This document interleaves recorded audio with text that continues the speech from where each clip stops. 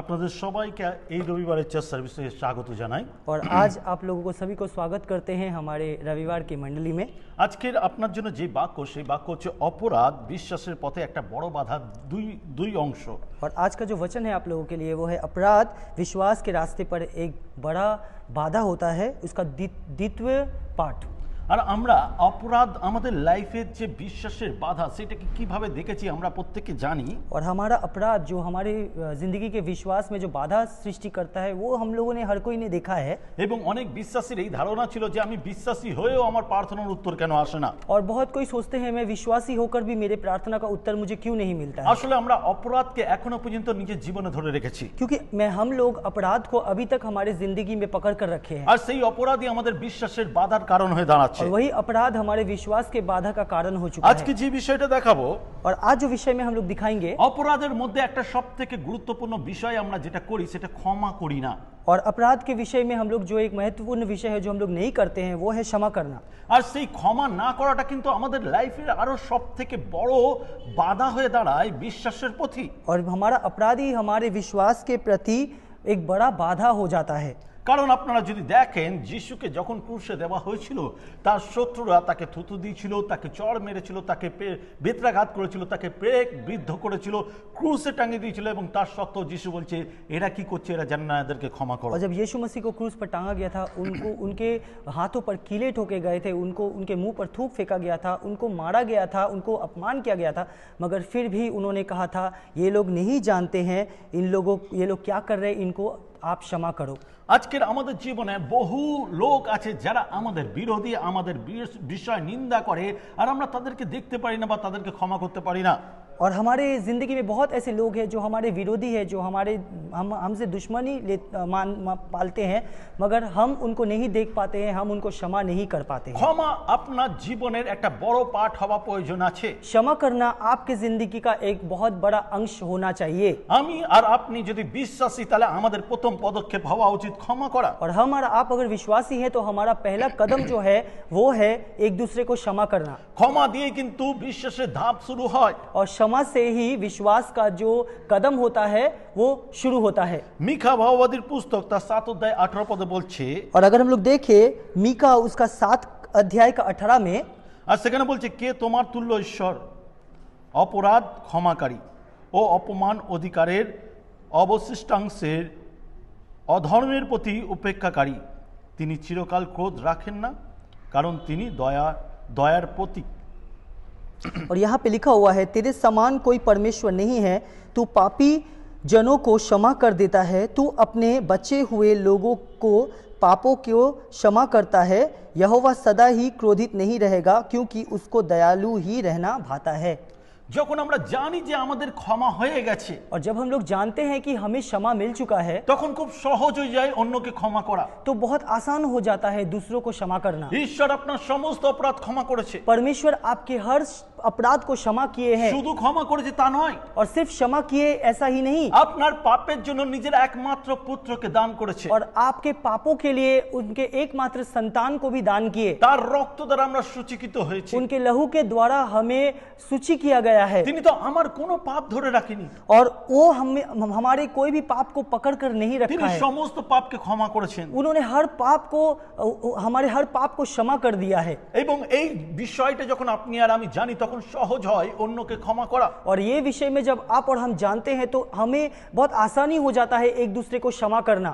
অনেকেই আছে যারা বলে যে এমন কিছু অন্যায় আছে ক্ষমা করা যেতে পারে না। और बहुत कोई ऐसा कहते हैं कि बहुत ऐसा अन्याय है जिसको क्षमा नहीं किया जा सकता। খ্রিস্টে ভাই বোন, ख्रिस्ट भाई बहन, খ্রিস্টের প্রতি কিভাবে অত্যাচার হয়েছিল, ख्रिस्ट के प्रति कैसा अत्याचार हुआ था। তিনি তো নিষ্পাপ ছিলেন, वो तो निष्पाप थे, তবুও তাকে পাপিষ্ঠ করা হয়েছিল। फिर भी उनको पापिष्ट बनाया गया था। তিনি সমস্ত জগতের পাপকে নিজের স্কন্ধে নিয়েছিলেন, और वो जगत के हर एक पाप को अपने कंधे पर उठाए थे। আর সেই জন্য আমাদের তার মতন হওয়া উচিত, তাকে অনুসরণ করা উচিত। और इसीलिए हमें उनके जैसा होना चाहिए, उनको अनुसरण करना चाहिए।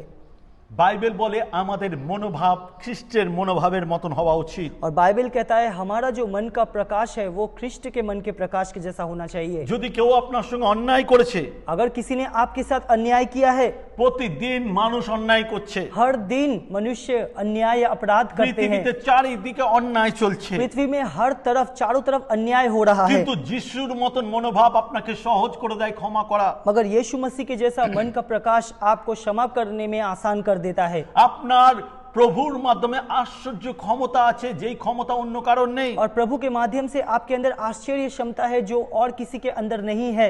আপনার এবং আমাদের জীবন এইরকম হওয়া উচিত যে ক্ষমা করে এগিয়ে যাওয়া। और आपका और मेरा जिंदगी ऐसा होना चाहिए कि हम लोग क्षमा करेंगे और हम लोग आगे बढ़ेंगे। ক্ষমা করে এগিয়ে যাওয়া যায়, और क्षमा करके आगे आगे बढ़ा जा सकता है। কিন্তু ক্ষমা না করলে আপনি এক জায়গায় স্থির হয়ে যান। मगर क्षमा ना करे तो आप एक जगह पे स्थिर हो जाते আপনার हैं, আগের দিকে এগোনো হয় না, आप आगे की तरफ बढ़ नहीं पाते বিশ্বাসে हैं, বাধা আসে, विश्वास पे बाधा आता है আপনার বিশ্বাসের ভিত বৃদ্ধি পায় না। और आपका विश्वास का जो भीत है वो वृद्धि नहीं पाता है। সেই জন্য বিশ্বাস যদি আপনি বৃদ্ধি করতে চান, ক্ষমা করে এগিয়ে যাওয়ার और প্রয়োজন। आप अगर अपना विश्वास को वृद्धि करना चाहते हो तो क्षमा करें और आगे बढ़े। হালেলুয়া। हालेलुया।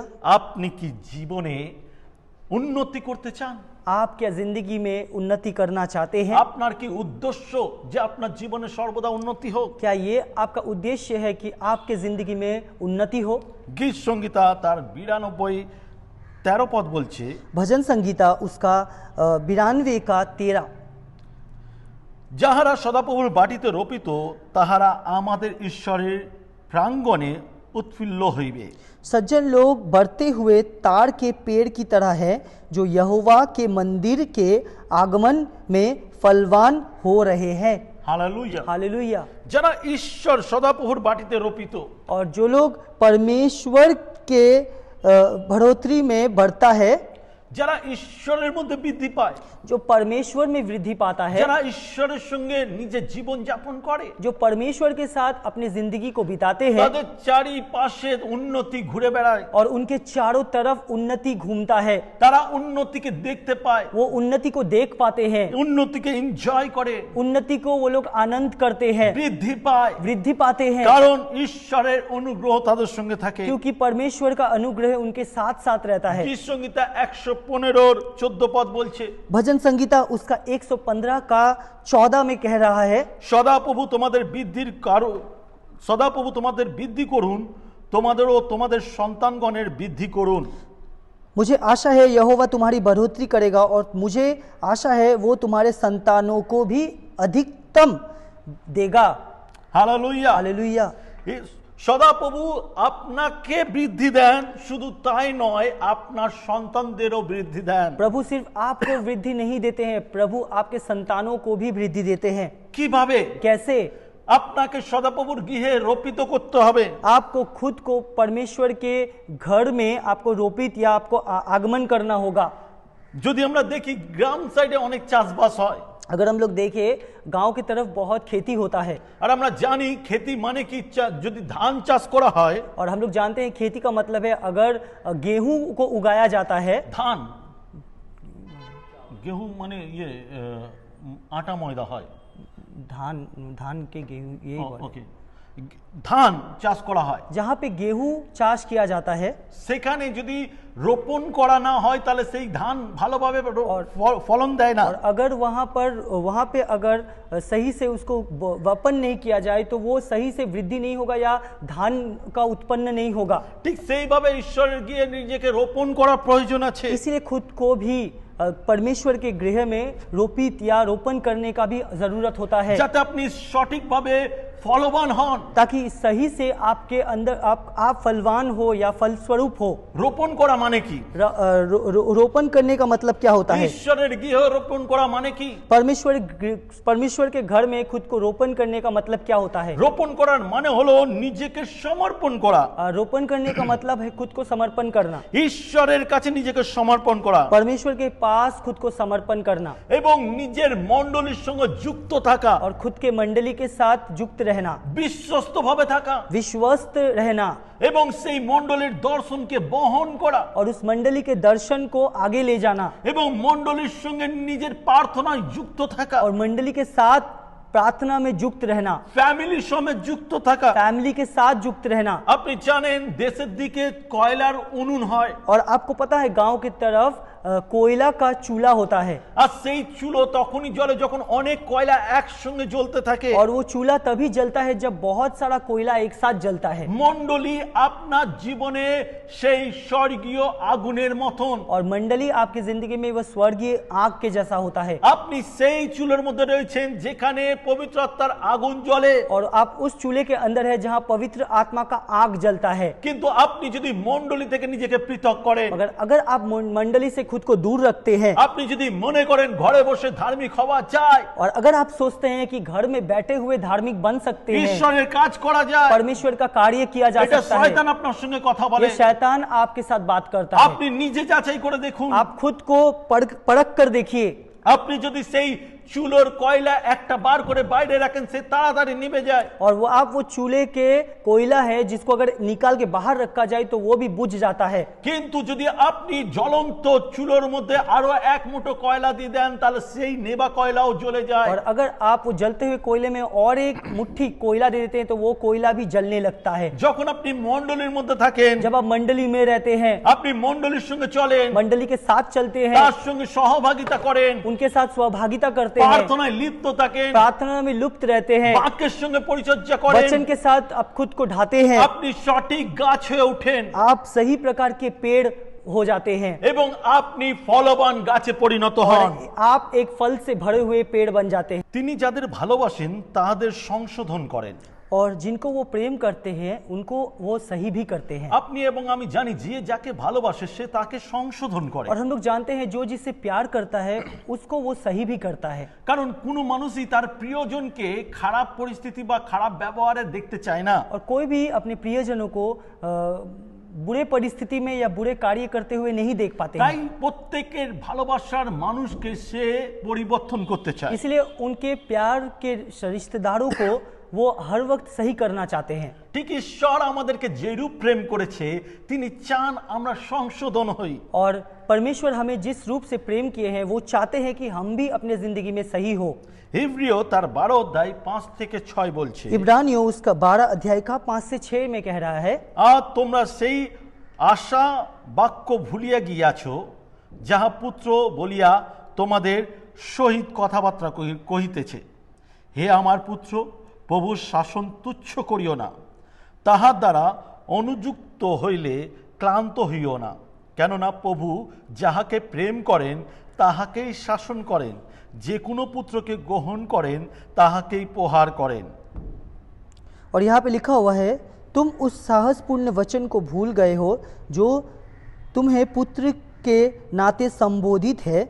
हे मेरे पुत्र, प्रभु के अनुशासन का तिरस्कार मत करो, उसकी फटकार का बुरा कभी मत मानो, क्योंकि प्रभु उसको हाँटता या डांटता है जिससे वो प्रेम करता है, वैसे ही जैसे पिता उस प्रभु को दंड देता है जो उसकी अति प्रिय है। হালেলুয়া। हालेलुया। বেশিরভাগ লোকই সংশোধন, শৃঙ্খলা এইগুলো পছন্দ করে না। এই ওয়ার্ডগুলো তাদের কাছে খুব ঘৃণাজনক। और बहुत कोई है जो कि सही होना या गलत से दूर रहना, इन शब्दों को वो लोग प्यार नहीं करते हैं। আমরা প্রত্যেকেই মনে করি আমরা পারফেক্ট, और हम लोग हर कोई सोचते हैं कि हम लोग परफेक्ट है, আমার দ্বারা ভুল হতেই পারে না, मेरे तरफ से गलती हो ही नहीं सकता, আমি যা করি সব থেকে ভালো করি। मैं जो करता हूँ सबसे अच्छा करता हूँ। আর যার জন্য আমরা আমাদের ভুলকে দেখতে পাই না। और इसीलिए हम लोग अपनी गलतियों को नहीं देख আর पाते যখন हैं। আমার ভুলকে দেখতে পাই না তখন আমি সংশোধনও করি না। और जब हम लोग गलती को नहीं देख पाते हैं तो हम लोग उसको सही भी नहीं कर पाते हैं। আমি যখন প্রথম পরিত্রাণ পাই और जब मुझे परित्राण मिलता है पहली बार, আর আমি যখন সুসমাচার প্রচার করতে শুরু করি, और जब मैं सुसमाचार को प्रचार करना शुरू किया, আমার মধ্যে কিছু ভুল ছিল, और मेरे अंदर भी कुछ गलतियां था, আমি সেইগুলো বুঝতাম না, और मैं वो सब नहीं समझता था, আমি সেই ভুলগুলো চালিয়ে যাচ্ছিলাম। और मैं उस गलतियों को दोहराते रहता था, কারণ আমাকে কেউ সংশোধন করার ছিল না। क्योंकि मुझे कोई सही करने वाला नहीं था। একটা সময় আমার বাবা আমার সঙ্গে যুক্ত হলো, और एक वक्त मेरे पिता मेरे साथ युक्त हुए, তিনি আমার সঙ্গে মিনিস্ট্রিতে যেত। और वो मेरे साथ मिनिस्ट्री में जाते थे। তিনি যখন সব শেষ হয়ে যেত আমাকে বোঝাতো এইগুলো ভুল। और जब सब कुछ खत्म हो जाता था वो समझाते थे थे कि ये सब गलती है। যখন তিনি আমাকে দেখিয়ে দিত और जब वो मुझे दिखाते थे আর আমি সেইগুলো রিয়েলাইজ করতাম, और मैं जब वो सब मेरे अंदर वो सब रियलाइज होता था, তখন আমি সেইগুলো সংশোধন করতে শুরু করলাম। तो मैं वो सब चीज को सही करना शुरू करता এবং था। পরবর্তীকালে দেখলাম और उसके बाद जब मैंने देखा, আমি অনেক ভুল করতাম, যেগুলো শুধরে দেওয়ার পর ঈশ্বরের কাজে আরো বৃদ্ধি হলো। और जब वो गलतियों को सुधार देने के बाद परमेश्वर के कार्य में और भी बढ़ोतरी आता है। কিন্তু যখন আমি মনে করতাম আমি যা করছি ঠিক করছি, আমি ভুল করতে পারি না, ততদিন খারাপ করছিলাম। और जब मैं ये सोचता था कि मैं जो करता हूँ सही करता हूँ, तब तक सब कुछ मेरे जिंदगी में गलत हो रहा था। কিন্তু কেউ একজন যে ধরিয়ে দেওয়ার লোক আছে, और कोई एक होता है जो सही करता है, তখন সংশোধন হলে সবকিছু ঠিক হয়ে যায়। और तब जब सही होता है तो सब कुछ सही हो जाता है। সংশোধন আপনাকে গড়ে তোলে, और सही होना आपको वृद्धि देता है আপনার চারিপাশকে উন্নত করে। और आपके चारों तरफ उन्नति को लाता है। তাই সংশোধন গ্রহণ করার প্রয়োজন আছে। इसलिए सही होना या सही करना आपको ग्रहण करना चाहिए। শাসন গ্রহণ করার আছে। शासन आपको ग्रहण करना चाहिए। যখন আপনি এইগুলো গ্রহণ করেন, जब आप ये सब ग्रहण करते हैं, আপনি আপনার জীবনে উন্নত হন आप अपनी जिंदगी में उन्नति को पाते এবং हैं আপনি বড় আকারে ঈশ্বরের কাজ করতে পারেন। और एक बड़े आकार में आप परमेश्वर के कार्यों को कर पाते हैं। শয়তান এটাকে বাধা দেওয়ার চেষ্টা করে। शैतान इसको बाधा देने का प्रस्तुति लेता है। শয়তান প্রতিনিয়ত আপনাকে বোঝাবার চেষ্টা করবে যে আপনি যা করছেন সঠিক করছেন। और शैतान आपको बार बार ये बताएगा कि आप जो कर रहे हो वो सही कर रहे हो। কিন্তু ঈশ্বরে তো যদি বৃদ্ধি পেতে চান, আপনার জীবনে সংশোধনের প্রয়োজন আছে। और परमेश्वर में अगर आपको वृद्धि पाना है तो आपको खुद को सही करना होगा। শুধু প্রচারকদের নয়, मगर सिर्फ प्रचारक को नहीं, পাস্টরদের নয়, पास्टरों को नहीं, লিডার্সদের নয়, लीडर्स को नहीं, সাধারণ বিশ্বাসীদেরও সংশোধনের প্রয়োজন আছে। साधारण विश्वासियों को भी सही होने का जरूरत होता है। পাস্টর লিডার্সদের আরো উচ্চমানের সংশোধন করার প্রয়োজন আছে। पास्टर और लीडर्स को और भी ज्यादा सही होने का जरूरत होता है, কারণ ঈশ্বর চায় আমরা যেন পারফেক্ট হই। क्योंकि परमेश्वर चाहता है कि हम लोग परफेक्ट हो। হালেলুয়া। हालेलुया। ঈশ্বরের অনুগ্রহ যেন কখনো কম না পড়ে, परमेश्वर का अनुग्रह ताकि कभी भी कम ना हो। এটা আমাদের জীবনের সবসময় সিদ্ধান্ত রাখার প্রয়োজন। और ये हमारी जिंदगी में हर वक्त का सिद्धांत होना নিজেকে चाहिए, যাচাই করার প্রয়োজন আছে। खुद को परखना चाहिए। তার পরাক্রম যেন অনুগ্রহ আমাদের জীবনে চিরকাল থাকে। और उनका पराक्रम, उनका अनुग्रह हमारी जिंदगी में हर वक्त रहना चाहिए। হিব্রিয় তার 12 অধ্যায় 14-15 পদ বলছে, इब्रानियों उसका 12 का 14-15 में कह रहा है, সকলের সহিত শান্তির অনুধাবন করো এবং যাহা ব্যতি রেখে কেহই প্রভুর দর্শন পাইবে না, সেই পবিত্রতার অনুধাবন করো। সাবধান হইয়া দেখো, পাছে কেহ ঈশ্বরের অনুগ্রহ হইতে বঞ্চিত হয়, পাছে তিক্ততার কোনো মূল অঙ্কুরিত হইয়া তোমাদেরকে উৎপীড়িত করে এবং ইহাতে অধিকাংশ লোক দূষিত হয়। सभी के साथ शांति के साथ रहने और पवित्र होने के लिए हर प्रकार से प्रयत्नशील हो। बिना पवित्रता के कोई भी प्रभु का दर्शन नहीं कर पाएगा। इस बात का ध्यान रखो कि परमेश्वर की अनुग्रह से कोई भी विमुख न हो जाए और तुम्हें कष्ट पहुंचाने तथा बहुत लोगों को विकृत करने के लिए कोई झगड़े की जड़ न फूट पड़े। অনেক জায়গায়, অনেক আশীর্বাদের জায়গায় দেখবেন অনুগ্রহ কম পড়ছে। और आप देखेंगे बहुत आशीष के जगह में अनुग्रह जो होता है वो कम पड़ता है। আপনার ব্যক্তিগত জীবনে, আপনার ফ্যামিলি জীবনে, মণ্ডলী জীবনে অনুগ্রহ অনেক কম। और आपके व्यक्तिगत जीवन में, परिवार के जीवन में, मंडली के जीवन में अनुग्रह बहुत कम होता है। সেখানে হয়তো তিক্ততার কিছু শিকড় জন্মিয়েছে। और वहाँ पे कड़वाहट का कुछ जड़ जो है वो उत्पन्न हुआ है। আপনি সেই দিকে দৃষ্টিপাত করছেন না। आप उस तरफ दृष्टिपात नहीं कर रहे हैं। ঈশ্বরের সন্তানদের মধ্যে সেই তিক্ততা আসতে পারে না। और परमेश्वर के संतानों के बीच वो कड़वाहट नहीं आ सकता है। আর যার ফল অপবিত্রতা আসে, और जिसके फलस्वरूप अपवित्रता आता है, যেখানে তিক্ততা থাকে, जहाँ पे कड़वाहट रहता है সেখানে সন্দেহ থাকে, वहाँ पे संदेह रहता है। ঈশ্বরের পরিকল্পনা দেখতে পাওয়া যায় না। परमेश्वर का परिकल्पना नहीं देख पाते हैं। আমরা ঈশ্বরের দিকে দৃষ্টিপাত করা বন্ধ করে हम দিই। लोग परमेश्वर की तरफ देखना बंद कर देते हैं, কারণ হচ্ছে সেখানে অনুগ্রহ কমে যায় क्योंकि वहाँ पे अनुग्रह जो है वो कम जाता है এবং তিক্ততার মূল বৃদ্ধি পায়। और कड़वाहट का जो मूल होता है वो वृद्धि पाता है। সেই জন্য इसीलिए আমাদের সকলের সহিত শান্তি ও অনুধাবন করার জন্য ঈশ্বরের সঙ্গে সম্পর্ক গঠন করা উচিত। और इसीलिए परमेश्वर के रास्ते पे चलने के लिए हमें अनुग्रह को ग्रहण करना चाहिए। কেননা অনুগ্রহ ছাড়া, নম্রতা ছাড়া ঈশ্বরের মুখ দর্শন করা যায় না। क्योंकि अनुग्रह के बिना, नम्रता के बिना परमेश्वर के चेहरे को स्पर्श नहीं किया जा सकता, দর্শন করা যায় না। दर्शन नहीं किया जा सकता। সেই জন্য নিজেকে সেই তিক্ততা থেকে বার করার প্রয়োজন तो আছে। खुद को उस कड़वाहट से निकालने का बहुत जरूरत होता है। ঈশ্বর চায় না আমরা সেই তিক্ততা নিয়ে মণ্ডলীতে থাকি। परमेश्वर नहीं चाहते हैं वो कड़वाहट को लेके हम लोग मंडली में रहे। তিক্ততা কেন তৈরি হয়? कड़वाहट क्यों तैयार होता है? কারণ আমরা একে অপরকে ক্ষমা করি না। क्योंकि हम लोग एक दूसरे को क्षमा नहीं करते हैं। ক্ষমা তিক্ততাকে দূর করে क्षमा करना कड़वाहट को दूर करता है, আর ঈশ্বরের উপস্থিতিকে নামিয়ে আনে। परमेश्वर की उपस्थिति को उतारता है। হালেলুয়া। हालेलुया। ভালো পরিমাণ চাপিয়া এবং ঝাঁকিয়া দেবেন। और अच्छे परिमाण में आप उतला कर या उसको झाँक कर देगा। যদি আমরা লুক তার 6 অধ্যায় 37-38 পদ দেখি, और लूका उसका अगर हम लोग 6 अध्याय का 37 और 38 देखें, আর তোমরা বিচার করিও না তাহাতে বিচারিত হইবে না, আর দোষী করিও না তাহাতে দোষীকৃতও হইবে না, তোমরা ছাড়িয়া দাও তাহাতে তোমাদেরও ছাড়িয়া দেওয়া যাইবে, দাও তাহাতে তোমাদিওকে দেওয়া যাইবে। লোক বিলক্ষণ পরিমাণে চাপিয়া ঝাঁকিয়া উপছিয়া তোমাদের কোলে দেবে, কারণ তোমরা যে পরিমাণে পরিমাণ করো সেই পরিমাণে তোমাদের নিমিত্তও পরিমাণ করা যাইবে। और यहाँ पे लिखा हुआ है, किसी को दोषी मत कहो तो तुम्हें भी दोषी नहीं कहा जाएगा, किसी का खंडन मत करो तो तुम्हारा भी खंडन नहीं किया जाएगा, क्षमा करो तुम्हें भी क्षमा मिलेगा, दूसरों को दो तुम्हें भी दिया जाएगा।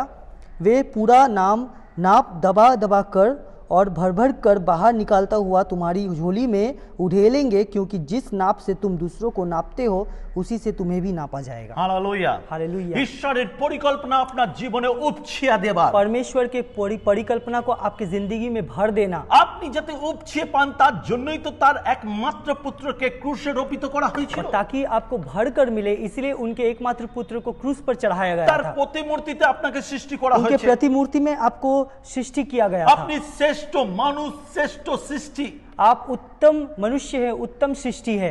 ঈশ্বর আপনাকে এবং আমাকে তার প্রতিমূর্তিতে সৃষ্টি করেছে। और परमेश्वर आपको और हमें उनके प्रतिमूर्ति में सृष्टि किया है। ঈশ্বরের পরিকল্পনা যাতে আমি আর আপনি ভালো থাকি এবং আমাদের জীবনে আশীর্বাদ উপছিয়ে যায়। और परमेश्वर का परिकल्पना है ताकि हम और आप अच्छे रहे और उनका आशीष हमारे जिंदगी में भर कर हो আর रहे। শয়তানের পরিকল্পনা যাতে তার আশীর্বাদ থেকে আমরা और বঞ্চিত হই। शैतान का परिकल्पना है ताकि हम उनके आशीष से अलग हो जाए। প্রতিনিয়ত শয়তান আপনাকে আর আমাকে ফাঁদে ফেলার চেষ্টা করে। और हर वक्त शैतान आपको और मुझे फंदे में गिराना चाहता है। আর শয়তানের প্রথম অস্ত্রই হচ্ছে যে অন্যের বিচার করানো। और शैतान का पहला अस्त्र होता है दूसरे का विचार करना। দেখবেন মণ্ডলীতে মানুষ যত না ঈশ্বরের বাক্যের প্রতি ধ্যান দেয় তত বেশি অন্যের বিচারের প্রতি ধ্যান দেয়। और देखेंगे मंडली में मनुष्य ज्यादा वचन की तरफ नहीं देखते हैं मगर दूसरों को विचार करने में व्यस्त होते हैं। লোক মনে করে আমি সৎ অন্যজন ভুল। और लोग सोचते हैं मैं सही हूं और दूसरा गलत है। অন্যের বিচার করা আমাদের স্বভাব হয়ে গেছে। और दूसरों को विचार करना हमारा स्वभाव हो गया है। এই অন্যের বিচার আমাদের ধার্মিকতাকে নষ্ট করে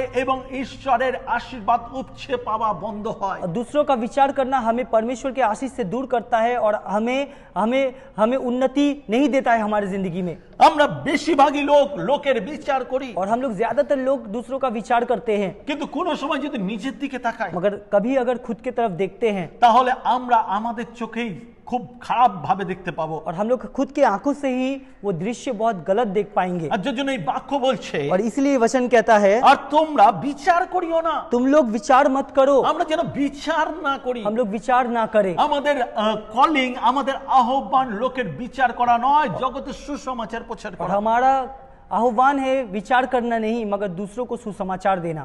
আর এখানে বলছে और यहाँ पे कहता है তাতে বিচারিত হইবে না और उसके लिए तुम विचार पर खड़े नहीं होगे। আর দোষ করিও না। और दोष मत करो। কারো দোষ ধরো না, किसी का दोष मत কারো पकड़ो, ভুল ধরো না, किसी का गलती मत पकड़ो, তাকে প্রমাণ করিও না সে খারাপ। उसको प्रमाण मत करो वो खराब है। এই অধিকার আমাদের নেই, इसका अधिकार हमें नहीं है, শুধু ঈশ্বরের আছে। सिर्फ परमेश्वर का है। আমরা সেই অধিকারকে কেড়ে নেবার চেষ্টা और করি। उस अधिकार को हम लोग छीनना चाहते যদি हैं। লোকের দোষ না ধরি, अगर लोगों का गलती ना पकड़े তাহলে আমরাও দোষীকৃত হইব না। तो हमें भी दोषी करार नहीं दिया जाएगा। আমরা যদি ছেড়ে না দিই हम लोग अगर छोड़ ना दे তাতে আমাদেরও ছেড়ে দেওয়া হবে না। तो हमें भी छोड़ा नहीं जाएगा। কিন্তু যদি দিই, मगर अगर देते हैं ঈশ্বরের রাজ্যের জন্য দিই, परमेश्वर के राज्य के लिए दे, দশমাংশ দানকারী হই, दशमांश दे, দান করি হই, दान दे, প্রার্থনার সময় দেই, प्रार्थना में समय दे, বাক্যের সময় দিই, वचन में समय दे, মণ্ডলীতে সময় দিই, मंडली में समय दे, ঈশ্বর আমাদেরকে দেবে।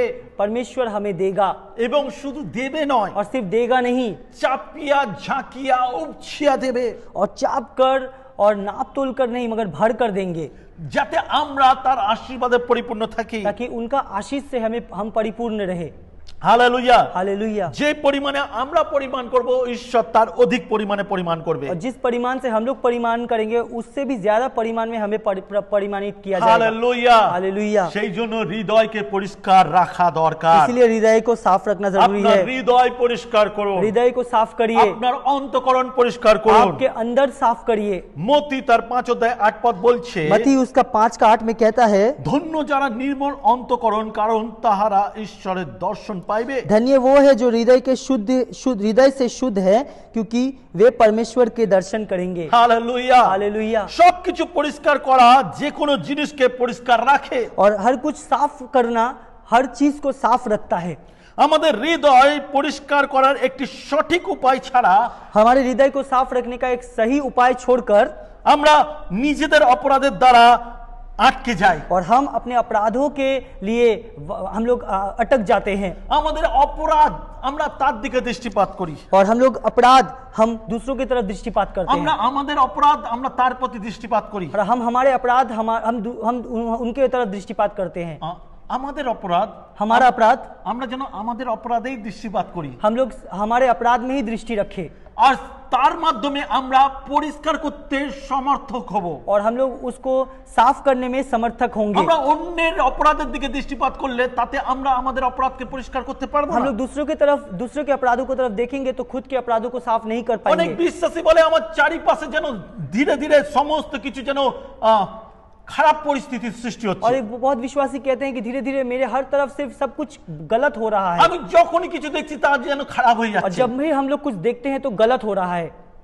খ্রিস্ট ভাই বোন, ख्रिस्ट भाई बहन, আপনার ভেতর পরিষ্কার নেই। आपका अंदर साफ नहीं যখন है। আপনার ভেতর পরিষ্কার থাকবে, जब आपका अंदर साफ होगा আপনার চারিপাশ পরিষ্কার হয়ে যাবে। आपका हर तरफ साफ हो जाएगा। জেনে রাখবেন, আপনার হৃদয় পরিষ্কার আপনার পরিবেশকে পরিষ্কার করবে। आपका हृदय भी साफ है और आपके परिवेश को साफ करता है। হালেলুয়া। हालेलुया। আপনি আপনার বিষয় চিন্তা করুন, आप अपने विषय में सोचिए, ঈশ্বর আপনার কাছ দিয়ে আপনার বিচার করবে। आप परमेश्वर आपके तरफ से आपको विचार करेंगे অন্যের বিচারে আপনাকে বিচারিত করবে না। और दूसरों का विचार आपको विचारित नहीं আমরা करेगा। অনেক সময় অন্যকে দেখে নিজের জীবন যাপন করি, और हम लोग दूसरों को देखकर खुद की जिंदगी को बिताते অনেক हैं, সময় আমরা অন্যকে ঈশ্বর বানিয়ে দিই। और हम लोग दूसरों को परमेश्वर बनाते हैं। খ্রিস্ট ভাই বোন, ख्रिस्ट भाई बहन, কেউ আপনার জন্য প্রাণ দেয়নি, कोई आपके लिए प्राण नहीं दिया, কারোর জন্য আপনি পরিত্রাণ পাননি। किसी के लिए आपको परित्राण नहीं मिला। খ্রিস্ট আপনার জন্য মরেছে, ख्रिस्ट आपके लिए अपने जीवन को दिए हैं। খ্রিস্টের পরিত্রাণ আপনার জীবনে আছে। ख्रिस्ट का परित्राण आपके जिंदगी में তিনি है। আপনার হৃদয় পরিষ্কার করার জন্য ক্রুশে মৃত্যুবরণ করেছে। वो आपके हृदय को साफ करने के लिए क्रूस पर अपनी जिंदगी को তার दिए हैं। স্যাক্রিফাইস আপনার হৃদয়কে শুচি করে, उनका सैक्रिफाइस आपके हृदय को पवित्र करता है। আপনার জীবনের জন্য মূল্য চুকানো হয়েছে। आपकी जिंदगी के लिए मूल्य देना पड़ा, আপনি সেই মূল্যকে গ্রহণ করুন, आप उस मूल्य को ग्रहण करिए, আপনি ঈশ্বরের কাছে সমর্পণ করুন। परमेश्वर के साथ समर्पित होइए, মানুষের প্রতি দৃষ্টি রাখবেন না, मनुष्य की तरफ दृष्टि मत ঈশ্বরের रखिए, প্রতি দৃষ্টিপাত করুন। परमेश्वर की तरफ दृष्टि কারণ रखिए, ঈশ্বর আপনার জন্য পরিকল্পনা করেছে क्योंकि परमेश्वर आपके लिए परिकल्पना किया है। এবং চাপিয়া ঝাঁকিয়া দেবার অনেক আশীর্বাদ রয়েছে। और चाप कर और भर भर कर देने के लिए आपके पास बहुत आशीर्वाद है। রাজ্যের সর্বশ্রেষ্ঠ সেই হবেন যে সকলের সেবা করবেন। और राज्य का सर्वश्रेष्ठ वो होगा जो हर कोई का सेवा करेगा। বাইবেল বলে নত হও, তোমাকে উন্নত করা যাবে। बाइबल बोलता है तुम नम्र हो, तुम्हें उन्नत किया जाएगा। জীবনে সবসময় নত হবার জন্য ঈশ্বরের আহ্বান আমাদের জীবনে और রয়েছে। जिंदगी में नम्र होने के लिए परमेश्वर का आह्वान हमेशा हमारे আপনি साथ জেনে है। রাখুন, आप जान लीजिए, অনেক মহাপুরুষ, बहुत महापुरुष, নামী পুরুষ, नामी पुरुष, যারা খ্রিস্টের সেই বার্তাকে গ্রহণ করে আজকে ভারতবর্ষ শুধু নয় পুরো ওয়ার্ল্ডে তারা ফেমাস। और प्रभु का वार्ता को ग्रहण करके वो लोग पूरे सिर्फ भारत में नहीं मगर पूरे पृथ्वी में पूरे ब्रह्मांड में वो लोग फेमस हो गए हैं। মহাত্মা গান্ধী জি महात्मा गांधी তিনি যিশুর সেই বার্তাকে গ্রহণ করেছিলেন। वो परमेश्वर के उस वार्ता को ग्रहण किए তিনি थे। বলেছিলেন এক গালে চার মারলে আরেক গাল বাড়ি দিতে। वो बोले थे एक गाल में थप्पड़ मारने से दूसरा गाल भी बढ़ा নত दो। হবার সেই শিক্ষা সেই ঈশ্বরের বাক্য দ্বারা नम्र होने পেয়েছিলেন। का वो शिक्षा वो वाक्य उन्होंने दिया है আর সেই বাক্য আমাদের স্বাধীনতা নিয়ে আসছে। और वो वचन ही हमें स्वाधीन किया है। আপনি দেখুন খ্রিস্টের সেই নম্রতা আপনার জীবনের স্বাধীনতা নিয়ে আসুন। ख्रिस्ट का वो नम्रता आपकी जिंदगी में स्वाधीन लाता আপনার है, অনেক জীবনের পরিস্থিতিকে বদলে দিতে পারে। आपकी जिंदगी की परिस्थिति को बदल देता है। নম্র হন। नम्र हो जाइए। আপনি কতটা বড় সেইটাকে প্রমাণ করার চেষ্টা করবেন না। आप कितने बड़े हैं ये प्रमाणित मत करिए। আপনার আমিত্ব আপনাকে শেষ করে, आपका जो अहंकार है वो खत्म करता है आपको, কিন্তু আপনার নম্রতা আপনাকে গড়ে তোলে। मगर नम्रता आपको वृद्धि देता है। যদি মথি 23 তার 11 থেকে 22 দেখি, और मती उसका 23 उसका 11 और 12 अगर देखें हम लोग, কিন্তু তোমাদের মধ্যে যে ব্যক্তি শ্রেষ্ঠ সে তোমাদের পরিচালক হইবে, আর যে কেহ আপনাকে উচ্চ করে তাকে নত করা যাইবে, আর যে কেহ আপনাকে নত করে তাকে উচ্চ করা যাইবে। और यहाँ पे कह रहा है तुम में सबसे महत्वपूर्ण व्यक्ति वही होगा जो तुम्हारा सेवक बनेगा, जो अपने आप को उठाएगा उसे नीचे किया जाएगा, और जो अपने आप को नीचे बनाएगा उसे उठाया जाएगा। মানুষের কাছ থেকে সম্মান নেওয়া মিথ্যা সেই সম্মান বা মিথ্যা নিজেকে প্রমাণ করা। और लोगों से प्रशंसा पाना मतलब खुद को झूठा साबित करना। মানুষের কাছে প্রশংসা পাওয়া নিজেকে দেখানো। और लोगों से प्रशंसा पाना मतलब खुद को दिखाना। যখন লোকেরা আপনাকে সম্মান করে আপনি নিজেকে খুব বড় মনে করেন, और जब लोग आपको सम्मान करते हैं तो आप खुद को बहुत बड़ा सोचते हैं। কিন্তু যদি আপনি প্রভুতে দেখেন, अगर आप प्रभु में देखते हैं, সেই সম্মান আপনার জন্য আশীর্বাদের হতে পারে যখন আপনি সেই সমস্ত সম্মান ঈশ্বরকে দেন। और वो सम्मान आपके पास तभी आता है जब आप समस्त सम्मान आप परमेश्वर को देते हैं, আর সেই সম্মান আপনার জন্য আশীর্বাদের কারণ और হয়। वो सम्मान आपके लिए आशीर्वाद का कारण কিন্তু होता है। যদি আপনি নিজের প্রাউডনেসের জন্য নেন, और अगर आप खुद को अहंकारी या घमंड करने के लिए करते हैं, আমি সর্বশ্রেষ্ঠ, मैं सर्वश्रेष्ठ हूँ, আমি বেস্ট, हम बेस्ट है, সেই জন্য লোকে আমাকে সম্মান করছে, इसलिए लोग मुझे सम्मानित करता है, আপনার আর আমার কোনো অধিকার নেই, और आपका और मेरा कोई अधिकार नहीं है, আপনার আর আমার কোনো ক্ষমতা নেই। आपका और मेरा कोई क्षमता नहीं है। আমরা যদি দেখি সূর্য জ্বলন্ত আগুন, अगर हम लोग देखें सूर्य एक जलता हुआ आग है, চাঁদের কোনো আলো নেই, और चांद का कोई रोशनी नहीं है, সে সূর্যের আলোয় আলোকিত হয়। वो सूरज के रोशनी में ही वो चमकता है। আজ যদি আমরা কেউ কিছু হই, और आज अगर हम लोग कोई कुछ है, তাহলে প্রভু যিশু সেই সূর্য যার আলোয় আমরা আলোকিত। और परमेश्वर वो सूर्य है जिसके रोशनी से हम लोग चमकते हैं। হালেলুয়া। हालेलुया। অপরাধের চিকিৎসা বা ঔষধ হলো ভালোবাসা। और अपराध का चिकित्सा या दवा है प्रेम। অপরাধের চিকিৎসা হলো ভালোবাসা। अपराध का जो इलाज है या दवा है वो है प्रेम। আপনার অপরাধ তখনই শেষ হবে যখন আপনি খ্রিস্টকে ভালোবাসবেন। आपका अपराध तभी क्षमा होगा जब आप ख्रिस्ट को प्रेम करेंगे। আপনার সেই প্রেম অন্যের অপরাধকে ভুলিয়ে দেবে, और आपका वो प्रेम दूसरों के अपराधों को भुला देगा। একজন খারাপ মানুষ যদি ভালোবাসা পায় সেও কিন্তু পরিবর্তন হয়। और एक बुरा आदमी जब उसको प्यार मिलता है तो वो भी परिवर्तन होता है। আপনার প্রেম খ্রিস্টের প্রেমে পরিণত হোক। आपका प्रेम ख्रिस्ट के प्रेम में बदलना चाहिए। আপনার প্রেম যেন লোকের কাছে প্রকাশ পায়। आपका प्रेम लोगों के पास प्रकाशित होना चाहिए। যখন আপনি প্রেম করতে শুরু করবেন খ্রিস্টের প্রেম আপনার মধ্যে প্রবেশ করবে। जब आप प्रेम करना शुरू करेंगे तो ख्रिस्ट का प्रेम आप में प्रवेश करना शुरू करेगा। হালেলুয়া। हालेलुया। খ্রিস্টতে ভাই বোন, খ্রিস্টে ভাই बहन, আজকের এই সময় आज इस समय আমাদের সমস্ত দুর্বলতাগুলো সরায় और हमारे दुर्बलता को हम लोग हटाते हैं, এবং অপরাধ দ্বারা আমাদের বিশ্বাসকে থামিয়ে না দিয়ে বরঞ্চ ধার্মিকতার মধ্যে বিশ্বাসকে और বৃদ্ধি করি। अपराध के द्वारा हमारे विश्वास को रोके नहीं मगर प्रेम के द्वारा हमारे विश्वास को बढ़ाए। আমাদের জীবনের উন্নতির জন্য আমরা ক্ষমা করতে শুরু করি। हमारे जीवन की उन्नति के लिए हम लोग क्षमा करना शुरू करें, আমাদের ভালোবাসা মাধ্যমে যেন আমরা নিজেদেরকে সংশোধন করি। और हमारे प्रेम के माध्यम से हम लोग खुद को सही करें। আমাদের জীবনে ক্ষমার জন্য যেন কখনো আমাদের জীবনে অনুগ্রহ কম না হয় তার জন্য ক্ষমা করতে শুরু করি। और हमारी जिंदगी में कभी भी अनुग्रह कम ना हो ताकि क्षमा करे और हम लोग अनुग्रह को पाए এবং ভালোবাসা শুরু করি। और प्रेम करना शुरू करें, কারণ ভালোবাসা আপনাকে চাপিয়া ঝাঁকিয়া উৎসাহ দেয়। क्योंकि प्रेम करना आपको भर भर कर आशीष देगा। হৃদয় পরিষ্কার রাখি, हृदय को साफ रखिए, এবং রাজ্যের সর্বশ্রেষ্ঠ সেই হবে যার জীবনে সেবা কাজ থাকে। और राज्य का सर्वश्रेष्ठ वही होगा जिसके जिंदगी में सेवा कार्य होगा। হালেলুয়া। हालेलुया। আপনি আপনার জীবনকে সেই পথে পরিচর্যা করুন। आप अपनी जिंदगी को खुद उसी रास्ते पर ले जाए। দেখুন আপনার জীবনের ঈশ্বরের পরিকল্পনা শুরু হয়ে देखिए যাবে। आपकी जिंदगी में परमेश्वर का আপনার परिकल्पना शुरू চারিপাশ होगा, বদলাতে শুরু করবে। चारों तरफ बदलना शुरू কারণ होगा। প্রভু আপনাকে চাপিয়া ঝাঁকিয়া উপছিয়া দিতে চান। क्योंकि परमेश्वर आपको भर कर देना चाहते हैं। হালেলুয়া। हालेलुया। হালেলুয়া। हालेलुया। আসি প্রার্থনায় যাই। आइए प्रार्थना करते পবিত্র हैं। পিতা তোমাকে ধন্যবাদ দিই। पवित्र पिता तुझे আজকে धन्यवाद তুমি करते আমাদের हैं। সংশোধন করতে आज চাও। तूने हमें सही किया, আমাদের অপরাধগুলোকে সরিয়ে দিতে চাও। हमारे अपराधों को हटा दिया, আমরা যেন তোমার যোগ্য হতে পারি প্রভু। तुम्हारा योग्य हम हो আমরা सके, যেন শাসন গ্রহণ করতে পারি পিতা। शासन हम ग्रहण कर এবং सके, নিজেকে পরিবর্তন করতে পারি खुद পিতা। को परिवर्तन कर এবং सके, তোমার পথে যেন চলতে পারি तेरे পিতা। रास्ते पर चल আমরা सके, তোমার কাছে নিজেদেরকে সমর্পণ तेरे করি। पास समर्पित करते এখন हैं। যতজন ভাই বোনেরা এই বাক্য শুনলো जितना जन भाई बहन ये वचन को सुना है, তাদের জীবনে পবিত্র আত্মা যেন কাজ করতে পারে उनके जिंदगी में पवित्र आत्मा এবং कार्य তাদের करे, জীবন যেন নতুন ভাবে শুরু হতে পারে। उनका जिंदगी नई तरह से शुरू हो। তোমার যিশু নামে এই প্রার্থনা यीशु চাই। मसीह के नाम से আমেন। आमीन। আমেন। आमीन।